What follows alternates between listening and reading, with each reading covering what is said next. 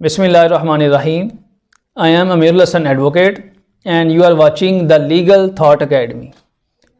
आज का टॉपिक हमारा इस हवाले से है कि इश्तिहारी किसे कहते हैं और किन सूरत हाल में किसी मुजरम को इश्तिहारी करार दिया जाता है।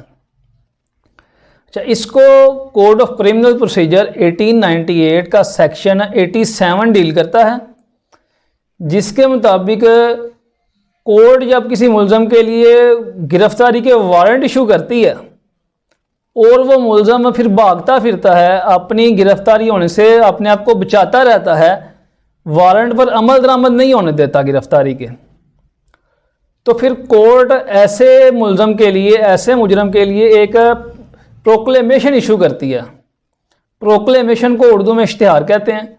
तो कोर्ट ऐसे मुजरम के लिए इश्तिहार इशू करती है कि जिसमें वो वक़्त और जगह मुकर्रर करती है कि फ़लाँ वक़्त और फ़लाँ जगह पर ये मुलज़म पेश हो, अपने आप को सरेंडर करे। और याद रखें कि ये वक़्त 30 दिन से कम नहीं होना चाहिए। यानी कि जब कोर्ट ने वो इश्तिहार इशू किया उसके बाद कम से कम 30 दिन का टाइम होना चाहिए उसके पेश होने के लिए। अच्छा, जब कोर्ट ये इश्तिहार इशू करती है तो फिर 3 काम उसके बाद किए जाते हैं। नंबर 1 ये कि जहाँ पर उस मुलज़म की रिहाइश होती है उसके इलाके में, उसके गांव में इस इश्तिहार को ऊंची आवाज़ में पढ़ा जाता है, या किसी मस्जिद से ऐलान करवा दिया जाए। तो यानी कि उसके रिहाइश के आसपास में वो इतला पहुँचाई जाती है, उसको ऊंची आवाज़ में पढ़ा जाता है कि ये फ़लाँ फ़लाँ मुजरम है, फ़लाँ फ़लाँ मुकदमे में और फ़लाँ तारीख और जगह पर ये रिक्वायर्ड है।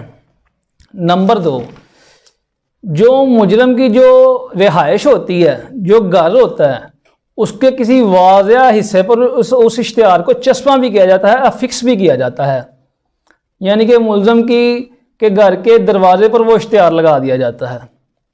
नंबर 3, जिस अदालत ने वो इश्तिहार इशू किया होता है उस अदालत के भी किसी वाज़ेह मुकाम पर उस इश्तिहार की एक कॉपी लगाई जाती है। तो ये 3 काम किए जाते हैं जब इश्तिहार इशू किया जाता है।